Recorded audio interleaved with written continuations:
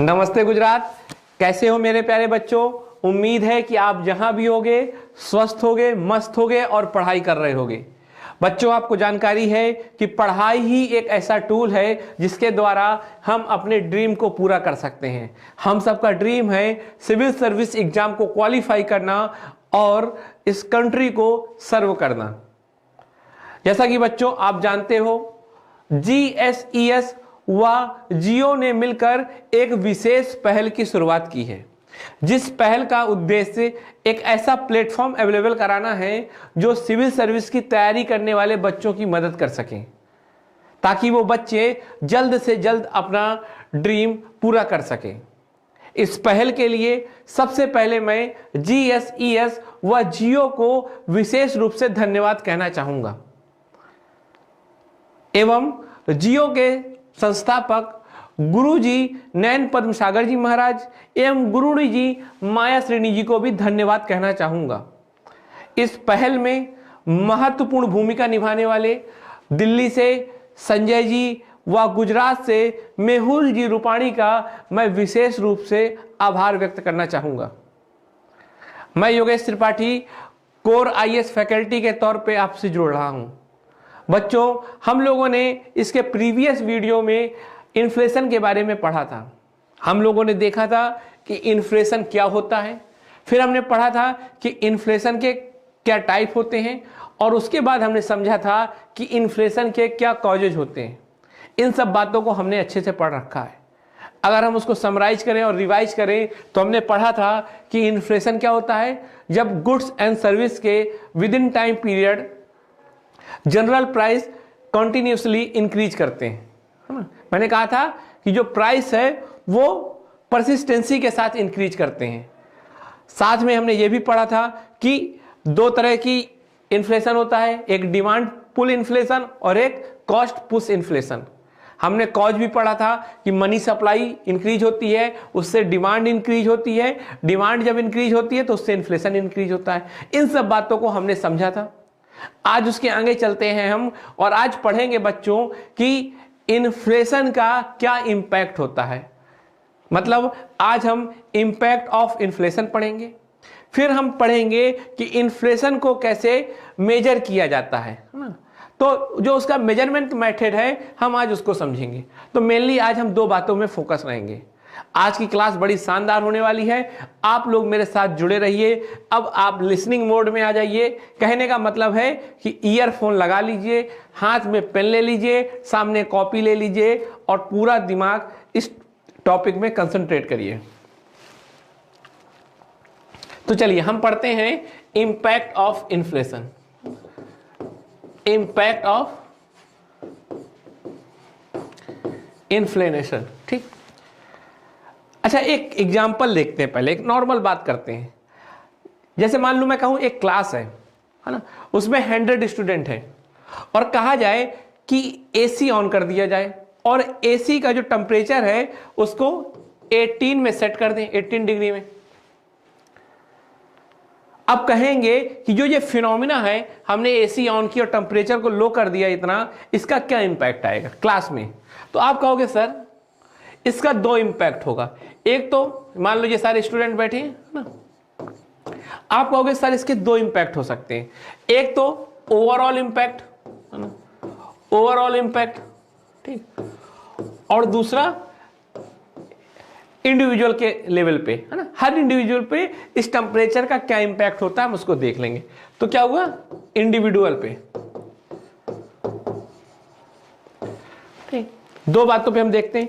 आप कहोगे सर जब ओवरऑल बात करते हैं तो ओवरऑल का क्या होता है कि पूरी क्लास को एक कंफर्ट जोन प्राप्त होता है, जिसके कारण उनकी इफिशियंसी बढ़ती है पढ़ने की। क्योंकि पहले इतनी गर्मी थी, वो कंफर्ट नहीं हो पा रहे थे, पढ़ाई में कंसंट्रेट नहीं कर पा रहे थे। लेकिन जैसे ही AC ऑन हुई, 18 डिग्री टेम्परेचर हुआ, कंफर्ट जोन उनको लगा, पढ़ने लगे। पर मैं कहूँगा कि चलो ये बात हो गई। अब चलो इंडिविजुअल लेवल पे बात करते हैं, है ना, कि इंडिविजुअल पे उसका क्या इंपैक्ट हुआ। तो आप कहोगे सर इंडिविजुअल में उसका इंपैक्ट अलग अलग दिख रहा है, कुछ पे प्लस है, कुछ में माइनस है। जनरली सब में प्लस है, लेकिन कुछ बच्चे जो एसी को लेकर एलर्जेटिक थे, है ना, जिन्हें एलर्जी हो जाती थी, उन पर उसका निगेटिव इंपैक्ट है। या कहिए कुछ बच्चों को कोल्ड फील होने लगा, है ना, वो इतना टेम्परेचर बियर नहीं कर सकते थे। तो इस तरह आप कहेंगे कि किसी भी फिनोमिना के दो इंपैक्ट होते हैं, एक उसका ओवरऑल इंपैक्ट और एक उसका पर्टिकुलर किसी स्पेसिफिक टारगेट पे इंपैक्ट। मेरी बात समझ में आ रही? तो चलिए इसी तरह हम इन्फ्लेशन को देखें। इन्फ्लेशन के भी दो तरह के इंपैक्ट होते हैं, एक तो उसका ओवरऑल पूरी इकोनॉमी में इंपैक्ट, फिर पर्टिकुलर उसका इकोनॉमी के कुछ डायमेंशन या कुछ सेक्टर में इंपैक्ट। हमें दोनों को पढ़ना होगा, क्योंकि हम जिस एग्जाम की तैयारी कर रहे हैं वो एग्जाम एक कॉम्प्रिहेंसिव अंडरस्टैंडिंग की डिमांड करता है। क्योंकि आपको एक ऑफिसर बनना है, तो ये आपकी एक, है ना, पहला क्राइटेरिया है कि आपको आना चाहिए किसी भी चीज के बारे में कॉम्प्रिहेंसिव समझ होनी चाहिए, एक जनरल समझ। क्योंकि आपका जो पेपर है वो जनरल स्टडी का है। जनरल स्टडी का क्या मतलब होता है? हर टॉपिक का कॉन्सेप्ट पता होना चाहिए आपको, जो मेन कॉन्सेप्ट है, जो बेसिक कॉन्सेप्ट है, ज्यादा डीप में नहीं आना। तो चलिए हम उसी को फॉलो करते हैं और आज की क्लास को शुरू करते हैं, है ना। तो हम क्या पढ़ रहे थे? हम पढ़ रहे थे, है ना, इंपैक्ट ऑफ इन्फ्लेशन। तो हमको क्या पढ़ना है? दो पढ़ना है, एक तो पढ़ना है हमें ओवरऑल, ठीक, और दूसरा में पढ़ना है सेक्टर वाइज। तो चलिए पहले हम पढ़ते हैं ओवरऑल इंपैक्ट, है ना। तो देखिए ओवरऑल इंपैक्ट के लिए एक कहानी समझते हैं, एक एग्जांपल समझते हैं, उसी एग्जांपल से समझ जाएं। जैसा कि बच्चों आपको पता है कि हमको कोई बुकिश नॉलेज नहीं लेना, कोई किताब की भाषा को रटना नहीं, हमें केवल उस बुक के इसेंस को समझना है। आखिर वो बुक क्या कहना चाहती है उसको समझना है। और यहीं पर मेरा रोल है। मेरा मेन रोल क्या है? अरे आपको सारी जानकारी मिल जाएगी गूगल में, सारी जानकारी आपको इकोनॉमी के बुक में मिल जाएगी, पर मेरा काम है कि उसको बहुत सिंपल लैंग्वेज में, है ना, उसको अपनी डेली यूज की लाइफ से जोड़कर हमको वो बताना है आपको कॉन्सेप्ट, ताकि आपको कॉन्सेप्ट फील होने लगे। तो चलिए हम किताब की जो लैंग्वेज है उससे दूर चलते हैं और अपनी एक बेसिक सिंपल लाइफ की जो लैंग्वेज है उसमें समझते हैं। जैसे मान लीजिए मेरी लोकेलिटी है ना, मान लो इस लोकेलिटी में एक शॉप है ना, जिसके शॉपकीपर है मिस्टर एक्स। और ये किसकी शॉप है? ये शॉप है मिल्क की, बेसिक एक बस मिल्क की। और मिल्क क्या है? मान लो ये 2020 की घटना है ना। अब मान लो इस समय 1 लीटर बराबर, है ना, 20 रुपीज, है ना, 20 रुपीज। मतलब अगर आपको 1 लीटर मिल्क लेना है तो 20 का एक नोट देना पड़ेगा, 20 रुपीज पे करना पड़ेगा। अब आता है 20, मान लो ये दिसंबर का महीना था, अब ये आ गया जनवरी का। अब इस समय यही शॉप है, क्लियर, कोई दिक्कत? अब मान लो इस लोकेलिटी में रहने वाले लोग ज्यादा हो गए तो डिमांड बढ़ गई। अब जैसे ही डिमांड बढ़ी, है ना, तो क्या हुआ? जो मिल्क है उसका प्राइस बढ़ जाएगा, है ना।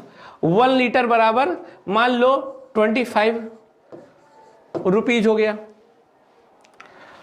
इसी तरह फिर फिनोमिना चलता है, जनवरी के बाद फरवरी मान लो हुआ, है ना। फरवरी में क्या हुआ? एक शॉप है, 1 लीटर बराबर 30 रुपीज हो गया। अब इससे क्या हो रहा है? इसमें पूरा समझिए, इस फिनोमिना को समझिए। सबसे पहली बात तो जो प्राइस है वो इंक्रीज कर रहा है, जिसको हम बोलते हैं इन्फ्लेशन। मैंने एक एग्जांपल इसलिए लिया है ताकि आपको फील हो, है ना, वरना मैं पूरी इकोनॉमी को लेके चलने लगता तो फिर वही समस्या आती जो जनरल आती है कि आपको इकोनॉमी फील नहीं होती। आप एक एग्जांपल की जगह कई चीजें ले सकते हो, मिल्क ले सकते हो, ब्रेड ले सकते हो, कई चीजें लेके चल सकते हो, न्यूज़पेपर ले सकते हो, जो आपका मन हो। अब हम एक से समझते हैं। अब इन्फ्लेशन जब हो रहा है तो क्या हो रहा है? आप देखिए, जो बिजनेसमैन है उसको हो रहा है प्रॉफिट। आप खुद बताओ, प्रॉफिट नहीं हो रहा? पहले जो 20 का था 25 का मिल रहा है, 5 रुपए प्रॉफिट हुआ, है ना। अब देखिए फिर 5, है ना। अब मान लो अगली बार ऐसा हो कि ये 37 का हो जाए तो प्लस 7 रुपए, 7 रुपीज का प्रॉफिट होगा। बात तो जब प्रॉफिट होता है तो ये क्या होगा? ये मोटिवेट होगा, और जब ये मोटिवेट होगा प्रॉफिट से, किसके लिए मोटिवेट होगा? अपनी इकोनॉमी एक्टिविटी को बढ़ाने के लिए। कैसे बढ़ाएगा? ये करेगा इन्वेस्ट, है ना। अब इन्वेस्ट क्या करेगा? ये एक नई शॉप खोलेगा, है ना। तो इन्वेस्ट करेगा ये और एक नई शॉप खोलेगा। इसी को मान लो ये इसने एक नई शॉप खोली और इसी को कहेंगे हम इन्वेस्टमेंट। बच्चों हमने इन्वेस्टमेंट समझ रखा था ना क्या होता है। इन्वेस्टमेंट ऐसा एक्सपेंडिचर होता है जिसमें हमें रिटर्न मिलता है। जैसे आप मूवी देखे होगे, आप अच्छे रेस्टोरेंट में खाना खा लोगे, पैसे तो आपने खर्च किए पर आपको कोई रिटर्न नहीं मिला, केवल सेटिस्फैक्शन मिला। लेकिन अगर आप एक घर बनवाते हो और उसमें रेंट में दे देते हो तो आपको रिटर्न मिलता है, उसको बोलते हैं इन्वेस्टमेंट। अब ये शॉपकीपर को प्रॉफिट के लिए मोटिवेट हो रहा है और इस मोटिवेशन से उसने क्या किया, एक दूसरी शॉप खोल ली, आसपास खोल लिया, अगर बगल में कहीं ब्रांच खोल लिया। अब उसमें भी क्या करेगा वो, समझिए। अब यहां से जैसे ही उसने इन्वेस्टमेंट किया तो मैंने आपको ऑलरेडी बता रखा है कि इस इन्वेस्टमेंट से क्या होता है। इस इन्वेस्टमेंट से होता है इकोनॉमी एक्टिविटी बढ़ती है। इकोनॉमी एक्टिविटी का क्या मतलब? अब जो भाई नई शॉप खोली होगी तो उस शॉप के लिए एक शॉपकीपर रखा होगा ना। अब मान लो एक शॉपकीपर रखा ये, अब जो शॉपकीपर रखा होगा, ठीक, एक प्यून रखा होगा मान लो, है ना, एक इसके लिए और सर्वेंट भी रखा होगा। तो कई लोगों को इसने क्या किया, नौकरी दी, रोजगार दिया, है ना। तो एम्प्लॉयमेंट बढ़ा। अब जब एम्प्लॉयमेंट बढ़ रहा है तो ये तो बहुत अच्छी बात है। किसी भी कंट्री के लिए या किसी भी इकोनॉमी के लिए ये सबसे अच्छी बात होती है कि एम्प्लॉयमेंट बढ़े। अब कई पॉइंट ऑफ व्यू से देख सकते हो। अब जैसे इकोनॉमी के पॉइंट ऑफ व्यू से देखो, इकोनॉमी के पॉइंट ऑफ व्यू से जब एम्प्लॉयमेंट को आप देखोगे तो एम्प्लॉयमेंट क्या करता है। एम्प्लॉयमेंट, अब याद करिएगा जो मैंने कोर कॉन्सेप्ट ऑफ इकोनॉमी बताया था उसमें मैंने क्या बताया था कि जैसे एम्प्लॉयमेंट बढ़ता है तो सैलरी बढ़ती है। सैलरी मतलब इनकम बढ़ेगी, लोगों की इनकम बढ़ेगी तो डिमांड बढ़ेगी। बात समझ में आ रही? और डिमांड बढ़ेगी तो इन्वेस्टमेंट बढ़ेगा। जैसे ये देखिए, ये मैंने पहले समझा रखा था, उसी से आपको लिंक करना पड़ेगा। अरे भाई जब मोबाइल फोन की डिमांड बढ़ेगी तो मोबाइल फोन की फैक्ट्री तो लगेगी और मोबाइल फोन की फैक्ट्री से फिर एम्प्लॉयमेंट बढ़ेगा। आप देखिए कि कैसे इसी एम्प्लॉयमेंट से मैंने क्या किया था, यही है, देखिए सेम यही चीज है ना। यहां से मान लीजिए ये हो गया। अब इसी एम्प्लॉयमेंट को समझ लीजिए, है यही एम्प्लॉयमेंट ये है। इसने कैसे क्या किया, सैलरी बढ़ाई या जिसको हम इनकम बोलते हैं, फिर इसने फिर डिमांड बढ़ाई और डिमांड बढ़ी तो फिर इन्वेस्टमेंट हुआ और फिर एम्प्लॉयमेंट बढ़ा। तो ये साइकिल चलने लगता है। ये साइकिल मैंने आपको बहुत बार बताया है। क्या बताया मैंने कि एम्प्लॉयमेंट बढ़ता है तो इनकम बढ़ती है, इनकम बढ़ती है तो डिमांड बढ़ती है। जैसे ही डिमांड बढ़ती है तो इन्वेस्टमेंट बढ़ता है और जैसे इन्वेस्टमेंट बढ़ता है तो एम्प्लॉयमेंट फिर बढ़ता है। इसको कैसे, एक उदाहरण से समझ लेते हैं। अब मान लो वहां का उदाहरण लो, ब्रेड वाला, मिल्क वाला, है ना। अब मिल्क से मान लो शॉपकीपर एक आया, उसकी क्या होगा, इनकम बढ़ी होगी, है ना। अब कहां से इसको ऐड कर दें, यहां से मान लो, ठीक है। शॉपकीपर आया था, उस शॉपकीपर की क्या बढ़ी, इनकम बढ़ी, मतलब पैसा बढ़ा। अब वो पैसे क्या करेगा, कहीं ना कहीं तो खर्च करेगा। जैसे मान लो उसे मोबाइल खरीदना है, भाई मोबाइल खरीदेगा तो मोबाइल खरीदने के लिए क्या करेगा, मोबाइल की डिमांड जनरेट करेगा। और जैसे मोबाइल की डिमांड जनरेट होगी तो भाई कोई दूसरा बिजनेसमैन होगा जो सोचेगा कि बहुत से लोग मोबाइल खरीदने वाले हैं, चलो पैसे खर्च करें, इन्वेस्टमेंट करें, है ना। तो ये देखिए तुरंत इन्वेस्टमेंट होगा और फिर उस इन्वेस्टमेंट से, अरे इन्वेस्टमेंट का मतलब क्या, फैक्ट्री लगेगी ना मोबाइल की, या मोबाइल का एक्सपोर्ट इंपोर्ट करेंगे और जैसे ही हम इंपोर्ट करेंगे तो ट्रांसपोर्टेशन भी तो बढ़ेगा। तो मोबाइल की भी तो एक शॉप खुलेगी, मोबाइल के मैकेनिक्स आएंगे, कॉल सेंटर बनेगा, कस्टमर केयर बनेगा, कितना एम्प्लॉयमेंट बढ़ गया। तो जैसे एम्प्लॉयमेंट बढ़ा तो फिर देखो अब जो कॉल सेंटर, जो कस्टमर केयर में लोग जॉब कर रहे हैं वो नई तरह की डिमांड पैदा करेंगे, है ना। तो ये साइकिल चलता है। तो अब आप कहोगे सर इन्फ्लेशन तो बहुत अच्छा है, क्योंकि इन्फ्लेशन ने ही तो इस साइकिल को क्या किया था, रन कराया था।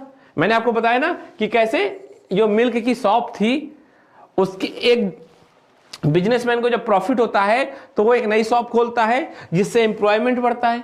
मैंने तो सब समझाया आपको, याद हो गया।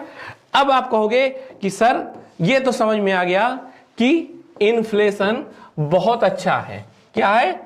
बहुत अच्छा है इन्फ्लेशन, है ना। ये इसके मान लो ये खुश हो गया, इन्फ्लेशन अच्छा है, inflation is good for any economy. अब एक मैं और एग्जांपल देता हूं, समझिएगा। अभी मैंने क्या दिया आपको, अभी मैंने एग्जांपल क्या दिया कि जैसे ही इन्फ्लेशन बढ़ता है एम्प्लॉयमेंट बढ़ता है ना। इन्फ्लेशन से एम्प्लॉयमेंट बढ़ता है, और एम्प्लॉयमेंट न केवल इकोनॉमी के लिए अच्छा होता है बल्कि सोसाइटी के लिए भी बहुत अच्छा होता है। सोसाइटी के लिए कैसे अच्छा होगा? अरे भाई, जिस सोसाइटी में सभी लोगों को जॉब मिलेगी तो जॉब से क्या होंगे, इनका लिविंग स्टैंडर्ड बढ़ेगा, इनके लाइफ की क्वालिटी इंप्रूव होगी। आप खुद सोचो कि एक पर्सन जिसके पास जॉब नहीं है, इनकम का कोई सोर्स नहीं है, वो ज्यादा अच्छे से अपने लाइफ को एंजॉय करेगा कि वो व्यक्ति ज्यादा अच्छे से अपनी लाइफ को एंजॉय करेगा जिसके पास इनकम का सोर्स होगा? बेसिक सी बात है, आप सब जानते होंगे, है ना। तो इस तरह आप कहोगे सर सोसाइटी में हैप्पीनेस की क्वांटिटी और क्वालिटी दोनों बढ़ेगी। अरे भाई, सोसाइटी में जब सबके पास जॉब होगी, एक आप कोई भी घर देख लो, जिस घर में सब बच्चे नौकरी करते हैं, जॉब करते हैं, वो घर ज्यादा हैप्पी होगा कि वो घर ज्यादा हैप्पी होगा जहां पर लोग जॉब नहीं करते, है ना। ये बात तो क्लियर है। तो कंट्री के लिए भी सबसे बड़ा कोई अगर टारगेट होता है, सबसे बड़ा कोई एम होता है तो वो एम्प्लॉयमेंट को होता है कि एम्प्लॉयमेंट कैसे से कैसे बढ़ाया जाए। आप देखो, जब भी वर्तमान की जो मोदी सरकार है, मोदी गवर्नमेंट है, उसका क्रिटिसाइज किस बेस में होता है कि इसमें सबसे ज्यादा अनएम्प्लॉयमेंट रेट है ना, होता है ना। क्यों? क्योंकि इसी से लोगों को सबसे ज्यादा प्रभावित किया जा सकता है। यही सबसे खराब चीज होती है।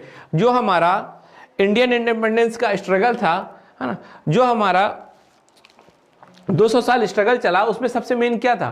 आप देखो कि इस टाइम पीरियड के बाद जब लोगों के पास एजुकेशन आ गया लेकिन जॉब नहीं आई, तो यही यूथ क्या बना? यही यूथ ने क्रांति की, है ना। इसी यूथ ने फाइट किया आजादी के लिए। तो आप सोचो कि कितना एम्प्लॉयमेंट जरूरी है। जब तक लोगों को एम्प्लॉयमेंट नहीं मिलता, लोग सेटिस्फाई नहीं होते। तो इसलिए आप कह सकते हो सर इन्फ्लेशन एम्प्लॉयमेंट बढ़ाता है। एम्प्लॉयमेंट यहां एक और इकोनॉमी में इन्वेस्टमेंट इंक्रीज करता है, वहीं दूसरी ओर सोसाइटी में हैप्पीनेस को क्वालिटी बढ़ाता है। हैप्पीनेस की क्वालिटी, हैप्पीनेस की क्वांटिटी, है ना, लाइफ के स्टैंडर्ड को इंप्रूव करता है। तो ये सब बातें आपको समझ में आनी चाहिए। लेकिन अब एक दूसरा फिनोमिना देखो। दूसरा फिनोमिना ये देखो कि मान लो यही लोकेलिटी है ना, यहां जो मिल्क है वो 1 लीटर बराबर 20 रुपीज है। अगले ही मंथ ये क्या होता है, 1 लीटर बराबर 30 रुपीज हो जाता है। फिर अगले ही मंथ मान लो 1 लीटर बराबर 1000 रुपीज हो जाता है। अब बात समझना मेरी, इतना इंक्रीज हुआ।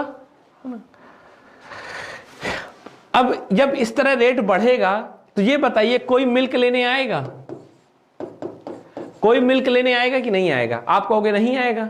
तो भाई अगर नहीं आएगा तो ये मिल्क की शॉप हो जाएगी बंद। और जैसे ही मिल्क की हुई शॉप बंद, तो आप बताओ क्या हुआ? अनएम्प्लॉयमेंट बढ़ेगा, है ना। अनएम्प्लॉयमेंट बढ़ेगा कि नहीं बढ़ेगा? बढ़ेगा। अब जितने मैंने एम्प्लॉयमेंट के आपको पॉजिटिव एस्पेक्ट बताए थे, समझ लीजिए वो सब गायब। अब जैसे ही अनएम्प्लॉयमेंट बढ़ेगा तो सोसाइटी में अनरेस्ट होगा। एक ऐसी सोसाइटी बनेगी जिसमें लोग परेशान होंगे। ये तो सोसाइटी के पॉइंट ऑफ व्यू से है। भाई नौकरी नहीं मिलेगी, सब परेशान होंगे, सबकी लाइफ क्या हो जाएगी? डेटोरिएट होने लगेगी सबकी लाइफ। क्योंकि लाइफ में आपकी कब अच्छी होगी? जब आपको बेसिक गुड्स एंड सर्विस मिले। अब आप जब मिल्क ही नहीं खरीद पा रहे, अब मान लो हेल्थ की जो सर्विस है या हेल्थ की जो मेडिसिन है वो महंगी हो जाएंगी। मान लो एजुकेशन की जो बुक है, अरे भाई बुक्स महंगी हो गई, है ना। जो पल्सेस है, मान लो ओनियन हो गया, पोटैटो हो गया, जब ये सब इतने महंगे हो जाएंगे कि आप खरीद भी नहीं पाओगे तो क्या करोगे? फिर दो चीजें होंगी, एक तो शॉप भी बंद होने लगेंगी और दूसरा लोगों में अनरेस्ट आने लगेगा। और दोनों चीजें किसी भी कंट्री के लिए कितनी डिजास्टर हो सकती है आप समझिए। इसको ये भी बोल सकते हैं कि इकोनॉमिक डिजास्टर, आर्थिक आपदा। आप समझिए एक और सब सारी दुकानें बंद हो रही हैं, सारी शॉप बंद हो रही होंगी। जैसे ही शॉप बंद होगी, वहां भाई कई लोग काम करते होंगे शॉप में, वो भी बाहर निकलेंगे। जब वो बाहर निकलेंगे तो अपने घर में वो पैसे तो अब उनके पास है नहीं, क्योंकि उनकी इनकम बंद हो गई। जैसे ही उनकी इनकम मान लो बंद हुई, तो इसका क्या इंपैक्ट पड़ेगा? उनके घर में जो लोग जॉब कर रहे होंगे, मान लो कोई मेड आती होगी, कोई होम ट्यूटर आता होगा, वो उसको बाहर कर देंगे। तो इस तरह एक साइकिल बन जाएगा और पूरी सोसाइटी को, पूरी इकोनॉमी को निगेटिव रूप से इंपैक्ट करने लगेगा, है ना। तो ये चीजें आप समझ रहे हैं। तो आप कहोगे सर ये तो आप बता रहे हो कि इन्फ्लेशन बुरा भी है ना। अब ये भी तो इन्फ्लेशन है।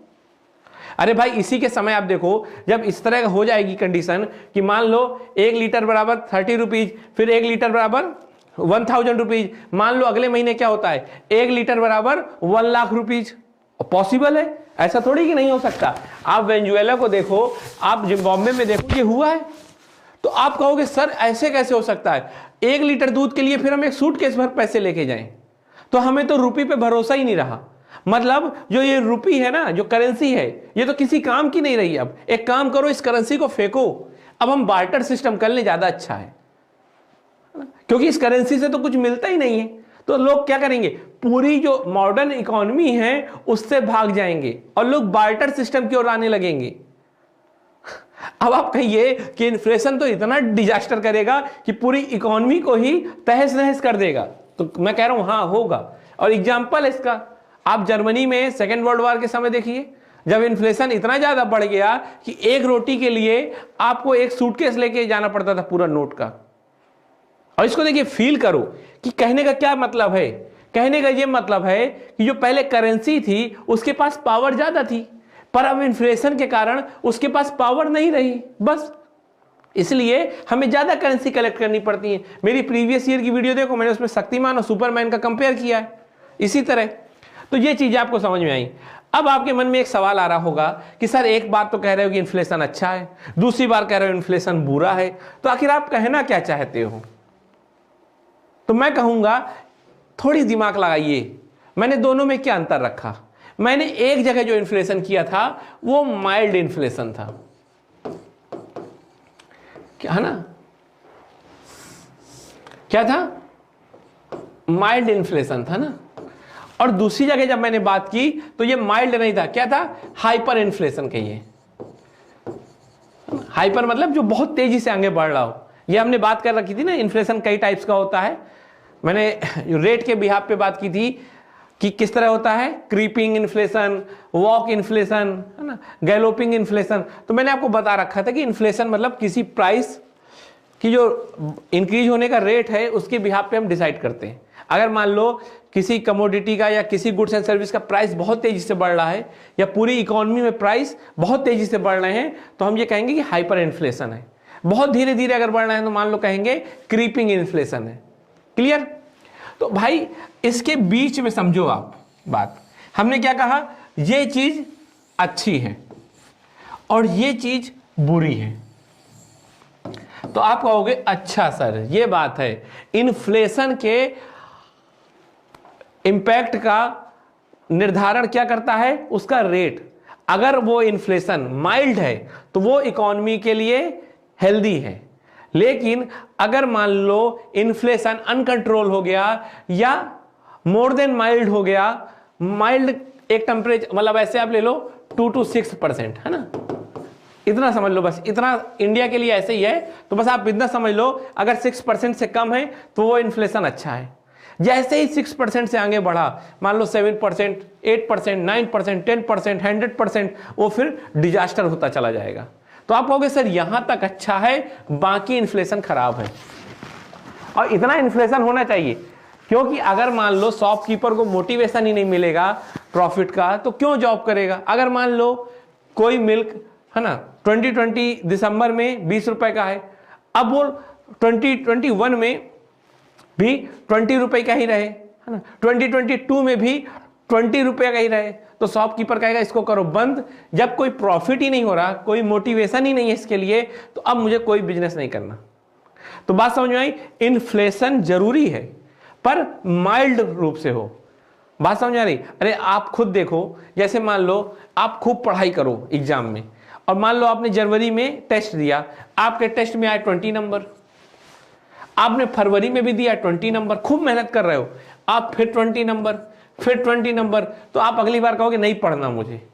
जब मार्क्स इंक्रीज ही नहीं कर रहे तो मैं मोटिवेट कैसे हूं, है ना। वैसे ही शॉपकीपर कहता है कि जब मेरा प्रॉफिट ही नहीं बढ़ रहा तो मैं कैसे काम करूं, है ना। अब मान लो आपने दिया जनवरी में 20 नंबर, फिर आपका आया 25, फिर आया 27, फिर मान लो आ गया 30, फिर आ गया मान लो 40, तो ये तो आपके लिए अच्छी बात है, आपको मोटिवेशन मिल रहा है। तो इसी तरह भाई एक बिजनेसमैन को भी मोटिवेशन मिलना चाहिए, पूरी एक इकोनॉमी को जिससे फायदा होता है। तो अब देखो बातें समझना, मैं ये कहूंगा कि जो माइल्ड इन्फ्लेशन होता है वो पूरी इकोनॉमी को पॉजिटिव वे में इंपैक्ट देता है, लेकिन जब वो हाइपर इन्फ्लेशन हो जाता है तो न केवल वो पूरी इकोनॉमी को निगेटिव वे में इंपैक्ट करता है, बल्कि वो सोसाइटी को भी इंपैक्ट डालता है निगेटिव वे में, है ना। सोसाइटी में क्या होगा अब समझो, और भी चीजें समझ लो, मैं और बता देता हूं आपको। सोसाइटी में इनइक्वालिटी बढ़ेगी इन्फ्लेशन से। आप कहोगे ये कैसे पॉसिबल है सर, इन्फ्लेशन से कैसे? तो देखो मान लो एक पर्सन है ना एक्स, ठीक, और मान लो ये है हमारे पर्सन वाई, ये एक बिजनेसमैन है, मान लो ये करोड़पति है, बिजनेसमैन है, ये बेचारा एक किसान है ना, एक फार्मर। अब आप बताओ मुझे कि मान लो इसकी इनकम फिक्स है 100 रुपीज पर डे, है ना, और इसकी फिक्स कितनी है, मान लो फिक्स नहीं है इसकी मान लो 1 लाख रुपीज है। बात समझना आप। अब इन्फ्लेशन के पहले और इन्फ्लेशन के बाद की बात समझो। जैसे मान लो पहले मिल्क मिलता था 10 रुपीज का, अब मान लो मिलने लगा 20 रुपीज का। तो ये बताओ मुझे, पहले जो उसके 10 रुपीज खर्च होते थे अब 20 रुपीज खर्च होंगे, अर्थात 10 रुपीज एक्स्ट्रा खर्च होंगे।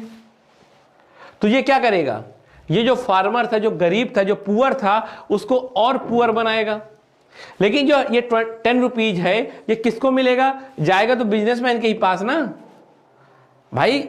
यही बिजनेसमैन तो गुड्स एंड सर्विस को क्या कर रहा है, सेल कर रहा है, तो जाएगा बिजनेसमैन के पास। तो आप क्या कहोगे, सर ये तो पुअर को, है ना, क्या कर रहा है, और पुअर बना रहा है, वहीं जो रिच है उसको और रिच कर रहा है। मैं कहूंगा एब्सोल्युटली बिल्कुल सही। ये क्या करता है, समाज में, सोसाइटी में जो गरीब है, जो पुअर है, उसको और पुअर करता है, और जो सोसाइटी में रिच है उसको और रिच करता है। तो कहा क्या कि ये इनइक्वालिटी बढ़ाता है, या ये कहिए कि ये रॉन्ग वे में रीडिस्ट्रीब्यूट करता है, किसको, वेल्थ को, है ना, रॉन्ग वे में, गलत तरीके से। भाई अगर रिच से पैसा पुअर के पास जाए ये तो सोसाइटी के लिए अच्छा है ना, इक्वालिटी बढ़ेगी। और इक्वालिटी से क्या होता है ना कि किसी भी देश की इंटीग्रिटी बढ़ती है। अब एक फैमिली को आप ले लो, एक फैमिली में अगर 2 भाई हैं, एक बहुत अमीर है एक बहुत गरीब है, मतलब एक के पास मान लो एक मिलेनियर है और एक बेचारा गरीब है, तो ये उनके दोनों में कभी पटेगी क्या, आपस में कभी नहीं रह पाएंगे, हमेशा लड़ेंगे। क्योंकि जो गरीब है उसको क्या लगेगा कि मेरा सारा पैसा ये ले गया, मैं इसके कारण गरीब हूं, तो वो हमेशा उसके नाराज रहेगा, है ना। तो वैसे ही देश में होता है, जब एक सेक्शन या एक कोई स्पेसिफिक ग्रुप डिप्राइव्ड रह जाता है तो वो अंदर ही अंदर क्या होता रहता है, इरिटेट होता है ना, सोसाइटी के लिए, कंट्री के लिए, और बाद में वो कोई ना कोई गलत काम करने लगता है। बेसिक सा फिनोमिना है। तो देखिए मैं सोसाइटी से इंपैक्ट जोड़ रहा हूं ताकि आप लोग भी इस तरह इकोनॉमी को सोसाइटी से जोड़ना सीखें। इसको आप हिस्ट्री से भी जोड़ सकते हो। बात समझ में आ रही है ना, हिस्ट्री से भी मैं कई बार जोड़ता हूं, आप भी जोड़ सकते हो। जैसे मैं अपना जो मूवमेंट था हमारा इंडिपेंडेंस के लिए, उससे मैंने कई बार इसको जोड़ा है। मैंने आपको बताया था कि इन्फ्लेशन के कारण ही जो हमारा सिविल डिसोबीडियंस मूवमेंट है उससे जुड़ा मैंने, है ना। कैसे 1920 के समय इन्फ्लेशन बढ़ता है तो आप देखो कि जो हमारा मूवमेंट होता है वो इंक्रीज करता है। मैंने ये सब चीजें आपको जोड़ के दिखाई हुई थी। तो चलिए इस तरह हमने समझा इन्फ्लेशन को, है ना। काफी हम लोगों ने इसको मल्टी डायमेंशन फॉर्म में पढ़ा। अब आगे चलते हैं, सेक्टर वाइज पढ़ते हैं, है ना। Sector wise. ठीक, अभी हमने ओवरऑल इकोनॉमी के लिए पढ़ लिया कि कैसे माइल्ड अच्छा है और हाइपर खराब है। हाइपर ना केवल सोसाइटी के लिए बल्कि इकोनॉमी के लिए सब तरह से खराब है। अब चलते हैं सेक्टर वाइज। सेक्टर वाइज मतलब कई जगह इसका देखते हैं क्या इंपैक्ट रहता है। तो सबसे पहले बात करते हैं ऑन करेंसी में। ये तो बहुत ईजी है, आपको तो पता ही होगा कि उसका करेंसी में क्या इंपैक्ट होता होगा इन्फ्लेशन का। करेंसी मतलब जो अपना नोट है, ठीक, या मान लीजिए यूएसए की करेंसी अगर देख लें तो डॉलर, ये करेंसी है। तो करेंसी में क्या इंपैक्ट पड़ता है, चलिए एक एग्जांपल ले लेते हैं। मान लीजिए पहले 100 रुपीज में मान लो 1 kg ओनियन आती थी। अब 100 रुपीज में मान लो 500 ग्राम ओनियन आए। ठीक, तो आप समझो अब क्या, पहले 100 रुपीज में इतनी पावर थी कि 1 kg ओनियन को परचेज कर सकता था। अब 100 रुपीज में पावर कम हो गई और अब 1 kg ओनियन न लेके केवल 500 ग्राम ओनियन को परचेज कर सकता है। तो इस तरह हम कहेंगे कि इस करेंसी की, है ना, ये करेंसी की पावर कम हो रही है। तो कहने का ये मतलब है कि करेंसी ये वीक हो रहा है।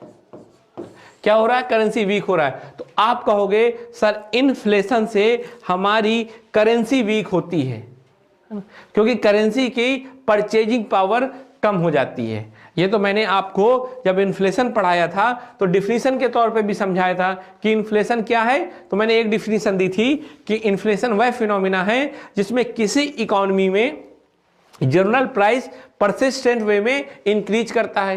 एंड सेकेंड डिफिनीशन मैंने जो दी थी वो ये बताया था कि किसी भी इकोनॉमी में जब करेंसी का परचेजिंग पावर वीक होता है या डिक्रीज करता है, that's called inflation. We will, तो यहां तक आपको बात क्लियर हो गई, कोई कंफ्यूजन? ठीक, तो आप कहोगे सर करेंसी में इसका क्या इंपैक्ट पड़ता है, क्लियर हो गया, करेंसी अपनी वीक होती है। आगे चलते हैं, एक इसका हम इंपैक्ट देखते हैं, किस पे, हम इसका इंपैक्ट देखते हैं इन्फ्लेशन का, कि लेंडर, ये एग्जाम में बहुत पूछा जाता है ना, जिसको हम क्रेडिटर भी बोलते हैं, और बारोवर, इसको क्या बोलते हैं, डेटर। इन दोनों पे इसका क्या इंपैक्ट पड़ता है, बहुत कॉन्सेप्चुअल है और बहुत जरूरी है समझना। आज मैं इसको आपको समझाऊंगा, कोशिश करूंगा जितनी सरल भाषा में आपको, जितना सिंपल लैंग्वेज में सिंपल एग्जांपल के थ्रू मैं समझा सकूं, मैं उतनी कोशिश करूंगा। पर देखिए हर चीज की एक लिमिट होती है ना। कुछ चीजें ना आपको भी अपनी दिमाग को तेज करना होगा, क्योंकि आप एक ऑफिसर बनने जा रहे हो, आपको एक डिस्ट्रिक्ट को लीड करना होगा। और डिस्ट्रिक्ट कैसे लीड करोगे भाई, जब आपका जो ये मेंटल कैपेसिटी है ये नॉर्मल होगा कि नॉर्मल से ज्यादा होगा, नॉर्मल से ज्यादा होगा। जब ये इसकी क्रिटिकल पावर ज्यादा होगी, है ना, क्रिटिकल एनालिसिस ज्यादा कर सकता होगा। साथ में आपके अंदर पेशेंस भी होना चाहिए। पेशेंस मतलब ऐसा नहीं थोड़ी कुछ कठिन चीजें दिखी तो आप भाग गए, आप रेस्टलेस हो गए, ऐसा नहीं है। मिस्टर धोनी को याद रखिए कि मिस्टर धोनी को हम क्यों पसंद करते थे, क्योंकि वो कभी हाइपर नहीं होते थे, कभी वो रेस्टलेस नहीं होते थे, हमेशा शांत होकर काम करते थे। वैसे ही एक ऑफिसर को भी हमेशा शांत रह के काम करना है, क्योंकि वो भी तो कैप्टन है ना, अपने पूरे डिस्ट्रिक्ट के जितने भी इंप्लॉई हैं उनका भी। बात समझ में आ रही? तो इस तरह चीजें समझिएगा। अब एक डीएम की बात करें तो भी कैप्टन है कहीं ना कहीं, एक डिप्टी एसपी या एसपी की बात करें तो भी अपनी टीम का कैप्टन है। तो आपको भी अपना क्या करना, नेचर मिस्टर कूल वाला, है ना, और साथ में अपने दिमाग की एनालिसिस पावर को बढ़ाना है। तो याद रखिएगा, है ना, घबराइएगा मत। अब देखिए लेंडर क्या करता है, मान लीजिए पैसे देता है, बारोवर लेता है। तो अब सवाल ये उठता है कि इन्फ्लेशन का क्या इंपैक्ट होता है इनमें, इस पे और इस पे क्या इंपैक्ट होता है। आप सोचो कि किसको इसमें फायदा होता होगा, किसको नुकसान होता होगा। क्या इन दोनों को फायदा होता है ना, क्या इन दोनों को नुकसान होता है, क्या इसको नुकसान होता है इसको फायदा होता है, या इसको फायदा होता है इसको नुकसान होता है। अब ये 4 केस बन रहे होंगे, इन 4 केस को हमने समझना है। बात समझ में आ रही? तो चलिए देखते हैं। मान लीजिए कि एक टाइम पीरियड है 2010 और दूसरा टाइम पीरियड है मान लीजिए 2020 10 ईयर का। अब दो कहानी एक साथ चलते हैं। मान लो मिस्टर एक्स मिस्टर वाई को 100 रुपीज देते हैं, है ना, अर्थात ये बारोवर या डेप्टर हो गए और ये हो गए हमारे लेंडर या क्रेडिटर। भाई 10 साल बाद आफ्टर 10 ईयर वाई को लगता है कि पैसे वापस कर देना चाहिए, तो वाई पैसे दे देता है मिस्टर एक्स को। ठीक, बात समझ में आई? अब होता क्या है कि किसको फायदा होगा किसको नुकसान होगा, अब आप मुझे बताओ। अब आप मुझे बताओ कि जैसे मान लो कि मैंने आपको एक कार दी, है ना, जैसे मैंने आपको एक कार दी, आप मुझे 10 ईयर के बाद वो कार वापस करोगे, तो बताइए किसको फायदा हुआ किसको नुकसान हुआ? तो आप कहोगे कि सर जिसने कार ली थी उसको फायदा हुआ, क्योंकि नई कार चलाई उसने, जब कार में ज्यादा पावर थी, जब कार इफिशियंसी के साथ काम कर रही थी, जब सबसे अच्छी कार थी, तब तो आपने ले ली और 10 साल उसको खूब यूज किया, उसके बाद दे दिया। तो सर इसमें तो साफ साफ समझ में आ रहा है कि बारोवर को कार का फायदा होता है, लेंडर को नहीं, है ना। कोई दिक्कत? ये तो समझ में आ गया। लेकिन अब बात कोई दूसरा सवाल करे कि सर जब बारोवर ने कार ली थी तो कुछ ना कुछ उसके बदले कंपनसेट भी दिया होगा ना, कंपनसेशन, कुछ ना कुछ तो भाई रेंट दिया होगा कार का। तो मान लो कि जब कार की प्राइस 2 लाख थी, जब बिल्कुल नई ली, है ना, अब मान लो 10 साल बाद इसका प्राइस 1 लाख रुपए हो गया, है ना। जब इसको वापस किया तो वापस करते समय इसकी 1 लाख वैल्यू है। चलो ठीक है, आप कहोगे कि जिसने भी कार ली थी, जो बोरोवर था, उसने 20,000 रुपीज इसका रेंट दे दिया, मान लीजिए 20,000 रुपीज इसका रेंट दे दिया। अब आप मुझे बताओ कि जो बोरोवर था जब कार वापस कर रहा है तो उसने क्या किया? पहले तो कार दे दी जो अब केवल 1 लाख रुपए की है, साथ में 20,000 रुपीज और दे दिए कि लो भाई 10 साल का रेंट। अब आप बताओ अब फायदा हुआ क्या लेंडर को कि बारोवर को फायदा हुआ? आप कहोगे सर क्या बात करते हो, अभी भी तो बारोवर को फायदा हुआ। मैं कहूंगा क्यों? कहा सर अभी भी देखिए वो 80,000 के प्रॉफिट में है ना। तो मैं कहूंगा बिल्कुल सही, ऐसा ही यही होता है। क्योंकि आप समझिए जब 100 रुपीज दिया उस समय ये 100 रुपीज पावरफुल था, पावरफुल था, लेकिन बाद में जब इसने वापस किया तो ये वीक हो गया। क्योंकि अभी तक तो मैं यही आपको समझा रहा हूं ना कि इन्फ्लेशन में करेंसी वीक हो जाती है। आप समझो, है ना, अगर एक्स अपने पास मान लो 2010 में 1 kg गोल्ड 100 रुपीज का था, है ना, एक इमेजिन कर लो। अब मान लो 2020 में 1 kg गोल्ड, है ना, 200 रुपीज का है ना। मान लो इन्फ्लेशन के कारण हुआ, समझ रहे? अब आप चीजें समझो कि एक्स ने जब वाई को 100 रुपीज दिया तो करेंसी दी ना, तो वाई ने क्या किया होगा? गोल्ड परचेज कर लिया होगा 100 रुपीज में, है ना। एक्स ने तो नहीं परचेज किया, एक्स ने इसको केवल डेट दिया और उससे क्या फायदा हुआ? इसने गोल्ड खरीद लिया। अब बताओ कि जब 2020 आया तो इसके पास 1 kg गोल्ड है। अब ये क्या करेगा? ये 1 kg गोल्ड को सेल करेगा और अब इस समय इसको कितना प्राइस मिलेगा? OLX में मिलेगा इसको 200। तो 200 में क्या करेगा? 100 रुपए इसको पहले देगा। क्लियर? अब मान लो थोड़ी बहुत इसको इंटरेस्ट भी दे दिया, 20 रुपीज या 30 रुपीज। बात समझ में आ रही? 20 रुपीज या 30 रुपीज दे दिया, तब भी तो देखिए ये करीब 70 रुपीज फायदे में है ना। अगर मान लो एक्स क्या करता, इसको करेंसी ना देकर अपना ही गोल्ड खरीद लेता तो फायदा होता, क्योंकि एक्स के पास आज 200 रुपीज पूरे होते। अब 200 की जगह कितना है? केवल मान लो 120 है। क्लियर? तो ये चीज आपको समझनी है। इसको देखिए आराम से धीरे से देखिएगा, वीडियो को पॉज करके देखिएगा, वरना आपको तो एक बेसिक बात रट लेनी है कि करेंसी वीक होती है, जब वीक करेंसी होगी वो देगा तो ज्यादा फायदा नहीं रहेगा। चलिए मैं एक एग्जांपल और समझाता हूं, इतना एग्जांपल तो समझ लिया ना आपने। एक एग्जांपल और देखो, मान लो जैसे मान लो 2010 और 2011 मान लो, ठीक। अब मान लो मिस्टर एक्स के पास 100 रुपीज है और 2010 में क्या है कि 1 kg ओनियन 20 रुपीज का है। तो अब बताओ मिस्टर एक्स कितनी ले लेंगे ओनियन? 5 kg ले सकते हैं ना, लेकिन मिस्टर एक्स ने नहीं लिया। मिस्टर एक्स रहे समझदार। मिस्टर एक्स ने कहा मैं समझदार हूं और मैं पैसे नहीं खर्च करूंगा, मैं इसको बैंक में डिपॉजिट कर दूंगा। तो इसने बैंक में डिपॉजिट कर दिया, मान लो 100 रुपीज, है ना, और ओनियन नहीं खरीदी। अब 2011 में इनको 5% वो मिला इंटरेस्ट रेट, इनका हो गया 105 रुपीज। हाँ, लेकिन अब उसी समय 10% इन्फ्लेशन चल रहा था, तो ओनियन हो गई 22 रुपीज की। अब इन महोदय ने सोचा, इन पर्सन ने सोचा कि इन जनाब ने सोचा कि चलो अब ओनियन खरीद लेते हैं।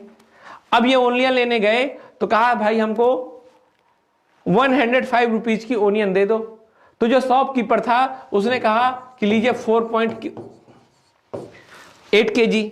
हो तो शॉपकीपर कहेगा इतना ही मिलेगा, तो भाई जो एक्स था वो कहेगा ऐसे कैसे इतना मिलेगा, पहले तो मुझे 5 kg मिल रहा था, अब इतना क्यों मिलेगा? तो कहेगा सर आपका जो ओनियन लेने आए हो अब वो महंगा हो गया क्योंकि इन्फ्लेशन हो गया अब। तो अब इसको लगेगा मिस्टर एक्स को, अरे भगवान मैंने तो बैंक में रख के अपनी करेंसी को कमजोर कर लिया, क्योंकि बैंक ने मेरी करेंसी में 5% से उसको इंक्रीज, मतलब 5% इंटरेस्ट रेट दिया, तो मतलब 5% उसको हेल्दी बनाया, लेकिन उसको वीक तो कर रहा था 10%। तो कहने का क्या मतलब हुआ कि सर 5% जो इंटरेस्ट रेट था और 10% जो इन्फ्लेशन था, इसका क्या मतलब हुआ कि जो वाकई कंडीशन थी, जो रियल कंडीशन थी, जो रियल में है, वो केवल 5% बस इंक्रीज हुआ है। अब देखिए ना समझ में आए तो थोड़ी दिमाग लगाइएगा, पर आपको समझना खुद पड़ेगा, क्योंकि मैं बार बार बोल रहा हूं घबराना नहीं है ना। तो आप बस इतना समझ लो कि जैसे मान लो कि मुझे कोई 100 रुपीज देता है और मेरी जेब से 200 निकाल लेता है, तो मैं क्या कहूंगा कि रियल में तो मेरे पास -100 रुपीज रह गए बस ना। बात यही है ना, समझे, -100। जैसे मान लो कोई मुझे 100 रुपीज देता है और मेरी जेब से 50 रुपीज निकाल लेता है, तो जब भी मेरे पास 50 रुपीज तो बचेगा। अब मान लो कोई मेरे सामने आया, कहे लीजिए आप 50 रुपीज, और मेरी जेब से 25 निकाल ले चुपके से, तो सबके सामने तो मुझे दे रहा है वो 50 रुपीज, तो इसको बोलते हैं नॉमिनल रूप से 50 रुपीज दे रहा है, पर रियल में मेरे पास कितना बच रहा है? 25 बच रहा है ना। तो इसको बोलेंगे रियल। तो सेम ऐसी ही बात होती है। सेम क्या? इसको बोलते हैं इन्फ्लेशन, इसको बोलते हैं नॉमिनल इंटरेस्ट रेट, जो दिख रहा है सबको। लेकिन रियल इंटरेस्ट रेट कब निकलेगा? जब हम इन्फ्लेशन से नॉमिनल इंटरेस्ट रेट को घटा देते हैं, तो उसको बोलते हैं रियल इंटरेस्ट रेट। थोड़ी कॉम्प्लिकेटेड टॉपिक है, पर मैंने कहा कि आपके कान में डाल दूं, आप दिमाग लगाना। अब सेम एक बात और समझ सकते हो, जैसे मान लो मैं 100 रुपीज लेने 10 किलोमीटर कहीं जाऊं, है ना, 100 रुपीज लेने। अब जब मैं 10 किलोमीटर कहीं जाऊंगा तो मान लो मेरा 30 रुपीज का पेट्रोल बर्न हो गया, तो आप कहोगे सर आपको रियल में ना केवल 70 रुपीज मिले। बात समझ में आ रही है ना? आप थोड़ी दिमाग लगाइएगा, सोचिएगा, ये थोड़ी कॉम्प्लिकेटेड है, इतनी जल्दी समझ में नहीं आएंगी। और देखिए जब आपको समझ में ना आए ना तो परेशान नहीं होना, आपको ये नहीं फील आना चाहिए कि मुझे आ नहीं रहा लगता है। ये कॉम्प्लिकेटेड है, सबको थोड़ी समझ में देर में आएगी, है ना, लेकिन आएगी जरूर। नहीं आएगी तो मैं हूं ना, आप परेशान क्यों होते हो? मुझे कॉल करना, है ना, आप कमेंट करना, मैं बताऊंगा। तो इस तरह चीजें आपको समझ में आ गई कि इन्फ्लेशन से बोरोवर को प्रॉफिट होता है और लेंडर को नुकसान होता है ना। आगे चलते हैं, अब बेसिक सी और कुछ चीजें देख लेते हैं कि इन्फ्लेशन का इंपैक्ट, है ना, इन्फ्लेशन में भी इन्फ्लेशन का इंपैक्ट एम्प्लॉयमेंट में क्या पड़ता है, सेविंग में क्या पड़ता है और इन्वेस्टमेंट में क्या पड़ता है, इसको और देखिए। तो मैं वही कहूंगा जो आपको बार बार बोल रहा हूं कि एम्प्लॉयमेंट इंक्रीज होता है, इसी को बोलते हैं फिलिप कर्व, है ना। फिलिप कर्व, एक फिलिप महोदय थे, है ना, साइंटिस्ट थे इकोनॉमी के, उन्होंने कहा था जैसे जैसे इन्फ्लेशन बढ़ता है वैसे वैसे एम्प्लॉयमेंट बढ़ता है। क्लियर, ये चीज याद कर लीजिएगा। फिर सेविंग में इसका क्या इंपैक्ट पड़ेगा, तो आप कहोगे सर क्या बात करते हो, बेसिक सी बात है, सेविंग कम होगी, क्योंकि भाई जब गुड्स एंड सर्विस के प्राइस बढ़ जाएंगे तो हमको अब ज्यादा पैसे खर्च करने होंगे ना, पहले जितने खर्च करते थे। जैसे मान लो 1000 रुपीज पहले हम इनकम करते थे, अब मान लो पहले 200 की हम वेजिटेबल्स ले आते थे, हमारा सारा काम हो जाता था और हम 800 सेव कर लेते थे अपने, पर अब कितनी हो गई वेजिटेबल्स, हो गई 500 की, अब केवल 500 ही तो हम सेव कर पाएंगे। तो इस तरह कहोगे सर इन्फ्लेशन से हमें क्या होता है, सेविंग को लेकर नुकसान होता है, सेविंग कम होती है ना।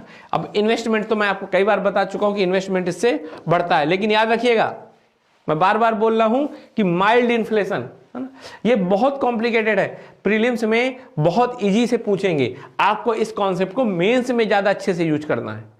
आपको इन्फ्लेशन से रिलेटेड कोई भी आ जाए, आपको मेंस में ये चीजें टेक्निकली के मतलब टेक्निकलिटी के साथ लिखनी है, ताकि एग्जामिनर को लगे कि हाँ आपको ये कॉन्सेप्ट अच्छे से आता है। क्लियर, अब आगे चलते हैं हम, इतना तो हमने पढ़ लिया इन्फ्लेशन का इंपैक्ट। अब है मेजरमेंट ऑफ इन्फ्लेशन, है ना, कि इन्फ्लेशन को कैसे मेजर किया जाता है, उसके क्या मेजरमेंट मेथड होते हैं ना, मेजरमेंट मेथड ऑफ इन्फ्लेशन। ठीक, तो देखिए आप पहला सवाल उठता है कि हम क्यों इसको मेजर करते हैं। तो भाई आपको पता है कि इन्फ्लेशन अगर माइल्ड होती है तो बहुत अच्छी बात, लेकिन जब इन्फ्लेशन हाइपर हो जाती है तो डिजास्टर बन जाती है ना। तो भाई ये कैसे माइल्ड तक हम लिमिट में रखेंगे इसको, है ना। जैसे मान लो यहां इन्फ्लेशन है, अभी माइल्ड है, यहां से यहां यहां यहां जाते जाते हाइपर होने लगी, तो हमको कैसे पता चलेगा, हमको मेजर तो करना पड़ेगा ना। अगर मेजर नहीं करेंगे तो हमको इसको जानकारी ही नहीं होगी। जैसे मान लो आप पढ़ाई में होशियार हो रहे हो कि नहीं हो रहे, हम कैसे जाने, कैसे पहचाने, तो हम एग्जाम लेते हैं और एग्जाम के बिहाफ पे आपको मेजर करते हैं कि आप पढ़ाई में कैसे हो रहे हो। बात समझ में आ रही, बिना एग्जाम के तो हम नहीं जान सकते ना कि आप पढ़ाई में अच्छे हो रहे हो कि बुरे हो रहे हो। तो वैसे ही इकोनॉमी में इन्फ्लेशन को, जब इतना बड़ा रोल है इन्फ्लेशन का इकोनॉमी में, तो हमें इन्फ्लेशन को मेजर करना पड़ेगा।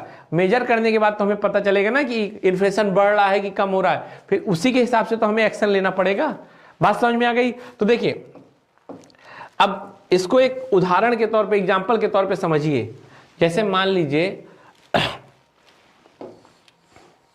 इस क्लास में 100 बच्चे हैं, है ना, स्टूडेंट्स हैं, और हमको ये देखना है, मान लो ये इस समय की क्लास है ना 2010 की। अब मान लो यही बच्चे हैं ना, अब एक ही सब्जेक्ट सब पढ़ते हैं, मान लो सब हिस्ट्री पढ़ते हैं, है ना। अब 2020 में भी सब हिस्ट्री पढ़ रहे हैं। अब हमें यह देखना है कि इस क्लास की कितनी क्वालिटी इंप्रूव हुई। तो हम क्या करेंगे, हम सबसे पहले सारे बच्चों का टेस्ट लेंगे और टेस्ट लेके सबकी जितने भी मार्क्स आए हैं, है ना, जैसे मान लो किसी का मार्क्स आया x, किसी का आया y, किसी का आया z, इस तरह करके 100 लोग होंगे। हम इसका क्या निकाल लेंगे, एवरेज निकाल लेंगे। और मान लो इसका एवरेज आया 50, एवरेज, है ना, उम्मीद करो एवरेज, एवरेज तो पढ़ा ही होगा ना आपने, जितना टोटल सम होता है और जितना n होते हैं, है ना, n मतलब सम बटे n, जितने लोगों की संख्या थी, एवरेज निकाल लेते हैं। अब इसी तरह फिर करेंगे कि 2010 में एवरेज कितना था 50, अब 2020 में एवरेज निकालेंगे, मान लो फिर वही x y z, है ना, 100 बटे n। तो यहां भी अब क्या होगा, मान लो यहां आया 60 मार्क्स, तो आप कहोगे सर क्लास का पहले एवरेज 50 था, है ना, एवरेज मार्क्स याद रखिएगा, क्लास का एवरेज मार्क्स 50 था, अब एवरेज मार्क्स 60 है। तो मैं कहूंगा आप क्या कहोगे, आप कहोगे सर 10 मार्क्स इंक्रीज हो गए एवरेज। तो अब इस 10 मार्क्स को आप परसेंटेज में बताओ, कैसे बताओगे कि कितने परसेंट इंक्रीज हुआ। तो आप कहोगे सर कुछ ऐसे ही कहोगे ना,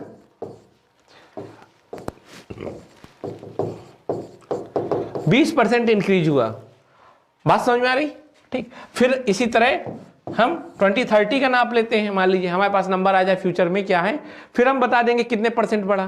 तो हमने कैसे निकाला, पहले एवरेज निकालते हैं, पहले सबका काउंट करते हैं, फिर उसका एवरेज निकालते हैं और फिर परसेंटेज निकाल लेते हैं। तो ऐसे ही, और याद रखिएगा सबसे पहले हमने ये 20% बताया कि मार्क्स इंक्रीज हुए, तो हमने कोई एक बेस ईयर डिसाइड किया होगा ना। अरे भाई किसी एक ईयर से तो डिसाइड करेंगे। अब 2020 में इसके 60 मार्क्स आए और हम पूछें आपसे कि बताओ इसके मार्क्स इंक्रीज हुए कि डिक्रीज हुए, तो आप क्या कहोगे? अरे सर पहले ये तो बताइए कि किस ईयर से इसका कंपेयर करना है, किस ईयर से हमें कंपेयर करना है, ये तो क्लियर करो। जब तक आप ये नहीं बताओगे कि किस ईयर से इसको कंपेयर करना है, तब तक चीजें समझ ही में नहीं आएंगी। कोई एक बेस ईयर बताओ कि इस बेस ईयर से कंपेयर करना है, तो मैं कहूंगा 2010 से कंपेयर करो भाई। तो आप कहोगे अच्छा सर ये बेस ईयर है। तो इस तरह एक बेस ईयर भी होता है। अब यही सेम इकोनॉमी में भी होता है। मान लो ये हमारी पूरी इकोनॉमी है, यहां पर बहुत सारी गुड्स है, बहुत सारी सर्विस है। अब इन सब का हम प्राइस लें, मान लो टोटल 100 आइटम ही है, 100 आइटम टोटल है मान लो। देखो हम फिर बात कर रहे हैं, हम अभी केवल कॉन्सेप्ट की बात कर रहे हैं, बात समझ रहे हो ना, फैक्चुअल बात नहीं कर रहे, क्योंकि जब आप एग्जाम फ्यूचर में दोगे तो उस समय फैक्ट चेंज आ चुके होंगे, तो आप फैक्ट अपने हिसाब से देख लेना। अभी मेन कॉन्सेप्ट पे, तो मान लो कि XYZ ऐसी कुछ कीमत है ना, टोटल आइटम मान लो 100 है, तो आपने कहा सर इस इकोनॉमी में एवरेज प्राइस 50 रुपीज है। फिर इसी तरह आप निकालोगे, मान लो ये हो गया 2010 का, अब 2011 मान लो, है ना। आप कहोगे सर उस समय 60 रुपीज आया, तो मैं कहूंगा अच्छा 1 ईयर में 10 रुपीज बढ़ गए, तो कहने का मतलब 20% इंक्रीज हुआ। तो आप कहोगे सर हाँ, अगर हम बेस ईयर माने 2010 को, इकोनॉमी में आप समझ रहे हैं इसको, इकोनॉमी में अगर बेस ईयर मारे 2010 को, तो हम कह सकते हैं कि 20% इंक्रीज हुए रेट। इसी तरह फिर आप 2012 मान लो कर लें, है ना। अब वहां एवरेज निकालते हैं, तो मान लो एवरेज आता है कि 55 रुपीज, फिर हम कहेंगे कि 5 रुपीज बढ़े, 5 रुपीज मतलब बढ़े, तो अब फिर निकालो आप कहोगे सर 10% बढ़ा, तो आप कहोगे कि देखिए सर इन्फ्लेशन कम हो रहा है, पहले 20% इंक्रीज हो रहे थे रेट, अब 10% हो रहा है, तो मतलब जो हमारी गुड्स एंड सर्विस है उसके प्राइस कम हो रहे हैं। फिर मान लो तो है ना 2030 में देखते हैं, मान लो कि अब 70 रुपीज हो गया, आप कहोगे सर बेस ईयर में तो 50 थे, अब 70 हो गए, मतलब 20 रुपीज बढ़े, और बेस ईयर से आप कंपेयर कर लो, तो फिर परसेंटेज निकालो, तो आप कहोगे सर 40% रेट बढ़ गए, पहले 20% से फिर 10% बढ़ रहा था, फिर 14%, तो कहोगे सर इतनी तेजी से रेट बढ़ रहे हैं, ये तो बहुत दिक्कत होगी, है ना। तो इस तरह इन्फ्लेशन को हम मेजर करते हैं। तो देखिए टेक्निकल भाषा में इसको बोलते हैं कि मेजर कह रहा हूं, इन्फ्लेशन को हम WPI इंडेक्स, है ना, और CPI इंडेक्स, इन दो इंडेक्स के बिहाफ पे हम मेजर करते हैं। अब ये दो इंडेक्स क्या होती हैं, तो ये बस आप इतना समझ लीजिए कि मैंने आपको क्या बताया था कि इकोनॉमी में जितनी गुड्स एंड सर्विस होती हैं उसकी एक एवरेज वैल्यू निकालते हैं। बात समझ आ रही? तो किसकी एवरेज वैल्यू निकालते हैं? जितनी भी गुड्स एंड सर्विस हैं उसके प्राइस की। याद रखिएगा, किसकी एवरेज वैल्यू? एवरेज वैल्यू निकालते हैं प्राइस की। अब आप मुझे बताओ कि किसी एक गुड्स एंड सर्विस की, किसी एक गुड एंड सर्विस की दो वैल्यू होती है। जैसे मैं कहूं ओनियन ले लो, तो आप देखो कि एक ओनियन की प्राइस होलसेल प्राइस होगी जो मंडी में होगी, मान लो 10 रुपीज पर केजी, पर दूसरी उसकी रिटेल की शॉप में प्राइस होगी, वो रिटेल शॉप में जो प्राइस होगी मान लो 25 रुपीज पर केजी। तो दो प्राइस होते हैं ना, तो दोनों प्राइस का हम अलग अलग निकाल सकते हैं। मतलब जो हमारी इकोनॉमी है, पूरी इकोनॉमी में कई गुड्स एंड सर्विस होंगी, तो गुड्स एंड सर्विस का एक हम होलसेल प्राइस निकाल सकते हैं और एक उसका रिटेल लेवल पे प्राइस निकाल सकते हैं। तो जब हम उसका होलसेल लेवल पे प्राइस निकालते हैं और फिर उसका जो एवरेज निकालते हैं तो उसको बोलते हैं हम होलसेल प्राइस इंडेक्स। याद रखिएगा, इसमें बच्चों गुड्स हो ही होते हैं। यहां जब इस इंडेक्स को निकाल रहे होते हैं तो उस समय हम ये मान के चलते हैं कि इकोनॉमी में हमारी सर्विस नहीं है ना। अर्थात कहने का मतलब है हम केवल इसमें गुड्स को काउंट करते हैं। क्योंकि भाई आप मुझे बताओ, होलसेल प्राइस किसका आपने सुना है? होलसेल प्राइस कभी आपने सर्विस का सुना है क्या? कि आइए होलसेल रेट में ले जाइए सर्विस, अरे आप सर्विस को समझ रहे हो ना, सर्विस क्या होती है, जो आपकी वांट होगी बस उतनी लोगे आप। जैसे मान लो कि आप मूवी देखने गए, तो अब होलसेल में मूवी देखने जाते हो क्या, कि एक साथ 20 मूवी में देखना चाहूंगा, फ्यूचर में मैं इसको धीरे धीरे यूज करूंगा। पर आप ओनियन तो आप ले सकते हो 100 kg, है ना, 1000 kg ले सकते हो और उसको बाद में अपनी डिमांड के अकॉर्डिंग यूज कर सकते हो। लेकिन सर्विस में ऐसा कुछ नहीं होता, सर्विस में हमेशा आप रिटेल में लेते हो, आपको जितना प्रेजेंट टाइम में नीड है उतनी ही लोगे। क्लियर, ये तो उलझन वाली कोई बात नहीं। तो होलसेल प्राइस इंडेक्स आप समझ रहे हो, ये क्या होता है, जब हम किसी कंट्री की इकोनॉमी के गुड्स एंड सर्विस का होलसेल लेवल पे एवरेज वैल्यू के आधार पे निकालते हैं इंडेक्स, उसको कहते हैं। ये क्या है, कंज्यूमर प्राइस इंडेक्स। क्या, कंज्यूमर प्राइस इंडेक्स, है ना। बात समझे, ये क्या होती है, जब रिटेल लेवल पे, जब रिटेल लेवल पे निकालते हैं, देखिए दोनों अलग अलग होगी। अब WPI पे आप एक एवरेज निकालोगे, मान लो WPI में आपने एवरेज निकाला और उसके भी आप पे कहा कि X% इन्फ्लेशन है, और सेम टाइम पे आपने CPI पे निकाला और कहा कि Y% इन्फ्लेशन है, तो ये दोनों अलग अलग होती हैं। नॉर्मली हमारी प्रेजेंट टाइम की जो RBI है वो इसको फॉलो करती है, क्योंकि आपको पता है कि कंट्रोल हम क्यों, सॉरी मेजरमेंट हम क्यों कर रहे हैं, मेजर क्यों कर रहे हैं, क्योंकि हमको इससे पॉलिसी बनानी है ना, पॉलिसी बनानी है और हमें इन्फ्लेशन को कंट्रोल करना है। तो अब सवाल ये उठता है कि इस इंडेक्स को यूज करें कि इस इंडेक्स को यूज करें, होलसेल प्राइस इंडेक्स को यूज करें कि कंज्यूमर प्राइस इंडेक्स को यूज करें। भाई दोनों इन्फ्लेशन बताती हैं, बात समझ में आ रही, दोनों इन्फ्लेशन बताती हैं, तो यूज किसको करें। तो आप बताओ कौन ज्यादा अच्छा होगा, कौन हमारी इकोनॉमी को ज्यादा रियल रिफ्लेक्ट करता होगा। आप बताओ, ये चीज ज्यादा रिफ्लेक्ट करती है ना, क्योंकि इसमें गुड्स भी हैं और सर्विस भी है। और आप बताओ पॉलिसी हम किसके लिए बनाते हैं, सिटीजन सेंट्रिक होनी चाहिए ना। अब आप बताओ सिटीजन सेंट्रिक क्यों होगी, जब इससे बनाएंगे कि इससे बनाएंगे, कब होगी बताइए। आप कहोगे सर एक सिटीजन रिटेल प्राइस से जल्दी जुड़ेगा, है ना, रिटेल प्राइस उसको ज्यादा प्रभावित करते होंगे, होलसेल प्राइस नहीं। आप खुद सोचो आपको क्या ज्यादा प्रभावित करता है, रिटेल प्राइस की होलसेल प्राइस। तो आप कहोगे सर रिटेल प्राइस ज्यादा हमें प्रभावित करता है, तो फिर रिटेल प्राइस के बिहाफ पे बनना चाहिए ना। तो इस तरह चीजें समझनी होगी हमको फ्रेंड्स, कि कैसे इकोनॉमी में इन्फ्लेशन को मेजर किया जाता है, मेजरमेंट का उसका क्या रोल होता है ना, कौन सा मेजरमेंट मेथड अच्छा होता है। और ये सब चीजें मैं आपको ज्यादा टेक्निकलिटी के साथ इसलिए नहीं बता रहा, क्योंकि मैं अभी आपको केवल कोर कॉन्सेप्ट समझा रहा हूं, केवल कोर कॉन्सेप्ट। क्योंकि मैं आपको बताऊं कि इसका बेस ईयर क्या है, कौन सी मिनिस्ट्री बनाती है, इसमें कितने आइटम्स होते हैं, कितने इसमें गुड्स होती है, कितनी सर्विस होती हैं। और जब आप एग्जाम दे रहोगे फ्यूचर में, तब तो सब बदल चुका होगा। तो बच्चों आपको ये होमवर्क है कि आप इसको सर्च करना।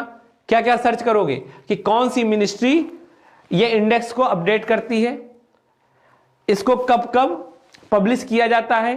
साथ में यह भी देखिएगा कि सीपीआई के और भी टाइप्स होते हैं क्या। आप पढ़िएगा कि सीपीआई अर्बन होता है, सीपीआई रूरल होता है, सीपीआई कंबाइंड होता है जिसमें रूरल प्लस अर्बन दोनों होते हैं। तो ये सब चीजें आपको खुद से सॉल्व करने की कोशिश करिएगा, नहीं आएगा तो मैं फिर बताऊंगा। तो इस तरह हमने चीजें देखी आज। हमने दो चीजें देखी। एक तो पहले देखा कि इकोनॉमी में इन्फ्लेशन का क्या इंपैक्ट होता है, हमने तो सोसाइटी में भी पढ़ा। साथ में हमने ये भी देखा कि इन्फ्लेशन को कैसे मेजर किया जाता है। इन बातों को आप समझिएगा। और नेक्स्ट क्लास में स्टूडेंट्स हम लोग पढ़ेंगे, ये टॉपिक है, इनको पढ़ेंगे, जैसे core inflation, headline inflation, deflation, disinflation, reflation व इंडिया एंड इन्फ्लेशन, है ना। इंडिया के कॉन्टेक्स्ट में हम इन्फ्लेशन को स्पेसिफाई रूप से पढ़ेंगे। तो चलिए, मुझे उम्मीद है कि समझ में आया होगा। क्लास देखने के लिए थैंक यू। अगर कोई और क्वेरी हो तो आप मुझसे पूछ सकते हैं। जब तक कि नेक्स्ट क्लास तक के लिए सी यू।